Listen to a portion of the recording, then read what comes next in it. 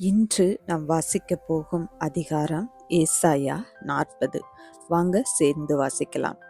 என் ஜனத்தை ஆற்றுங்கள், தேற்றுங்கள்.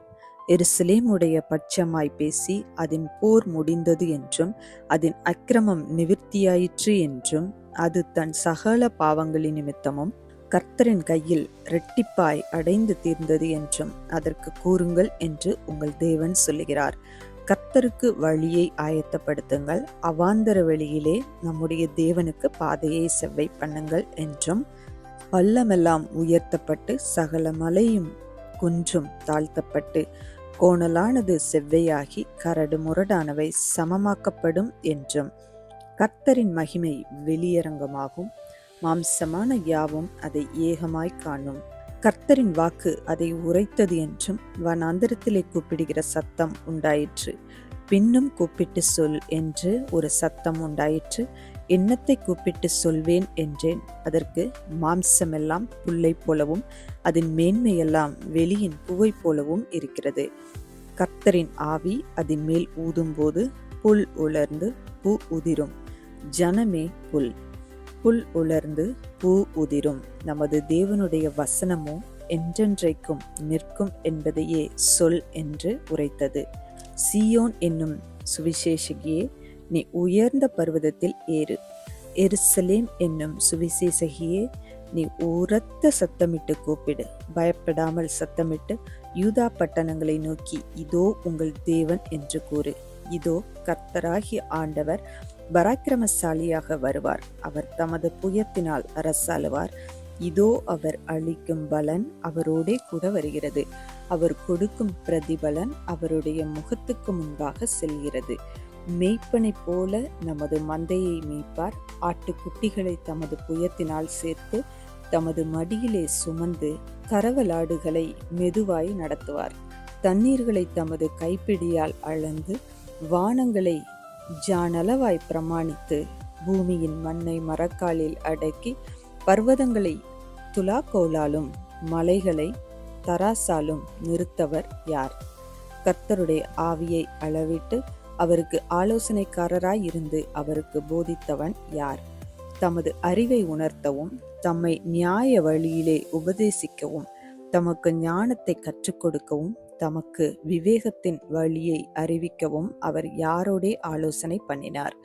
இதோ ஜாதிகள் ஏற்ற சாலில் தொங்கும் துளி போலவும் தராசிலே படியும் தூசி போலவும் எண்ணப்படுகிறார்கள். இதோ தீவுகளை ஒரு அணுவை போல் தூக்குகிறார். லீபனோன் எரிக்கும் விறகுக்கு போதாது, அதிலுள்ள மிருக ஜீவன்கள் தகன பலிக்கும் போதாது. சகல ஜாதிகளும் அவருக்கு முன்பாக ஒன்றுமில்லை. அவர்கள் சூனியத்தில் சூனியமாகவும் மாயையாகவும் எண்ணப்படுகிறார்கள். இப்படி இருக்க தேவனை யாருக்கு ஒப்பிடுவீர்கள்? எந்த சாயலை அவருக்கு ஒப்பிடுவீர்கள்? கண்ணான் ஒரு சுரூபத்தை வார்க்கிறான். தட்டான் பொன் தகட்டால் அதை மூடி அதற்கு வெள்ளி சங்கிலிகளை பொருத்த வைக்கிறான். அதற்கு கொடுக்க வகையில்லாதவன் ஒழுத்து போகாத மரத்தை தெரிந்து கொண்டு அசையாத ஒரு சுரூபத்தை செய்யும்படி நிபுணனான ஒரு தச்சனை தேடுகிறான். நீங்கள் அறியீர்களா? நீங்கள் கேள்விப்படவில்லையா? ஆதி முதல் உங்களுக்கு தெரிவிக்கப்படவில்லையா? பூமி அஸ்திபாரப்பட்டது முதல் உணராதிருக்கிறீர்களா? அவர் பூமி உருண்டையின் மேல் வீற்றிருக்கிறவர். அதன் குடிகள் வெட்டுக்கிளிகளைப் போல இருக்கிறார்கள். அவர் வானங்களை மெல்லிய திரையாக பரப்பி அவைகளை குடியிருக்கிறதற்காக கூடாரமாக விரிக்கிறார். அவர் பிரபுக்களை மாயையாக்கி பூமியின் நியாயாதிபதிகளை அவாந்தரமாக்குகிறார். அவர்கள் திரும்ப நாட்டப்படுவதுமில்லை, விதைக்கப்படுவதும் இல்லை. அவர்களுடைய அடிமரம் திரும்ப பூமியிலே வேர் விடுவதும் இல்லை. அவர்கள் மேல் அவர் ஊதவே பட்டு போவார்கள். பெருங்காற்று அவர்களை ஒரு துரும்பை போல் அடித்து கொண்டு போம். இப்படி இருக்க என்னை யாருக்கு ஒப்பிடுவீர்கள்?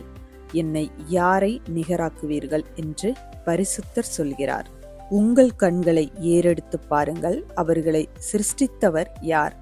அவர் அவைகளின் சேனையை லக்கத்திட்டமாக புறப்பட பண்ணி அவைகளை எல்லாம் பேர் பேராக அழைக்கிறவராமே.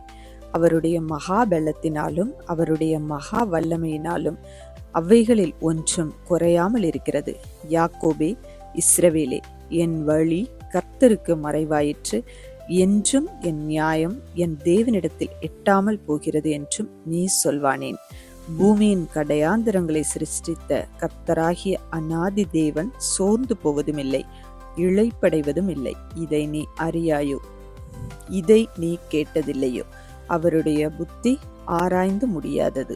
சோர்ந்து போகிறவனுக்கு அவர் பலன் கொடுத்து சத்துவம் இல்லாதவனுக்கு சத்துவத்தை பெருக பண்ணுகிறார். இளைஞர் இளைப்படைந்து சோர்ந்து போவார்கள், வாலிபரும் இடறி விழுவார்கள். கர்த்தருக்கு காத்திருக்கிறவர்களோ புது பலன் அடைந்து கழுகுகளைப் போல செட்டைகளை அடித்து எழும்புவார்கள். அவர்கள் ஓடினாலும் இளைப்படையார்கள், நடந்தாலும் சோர்ந்து போகார்கள்.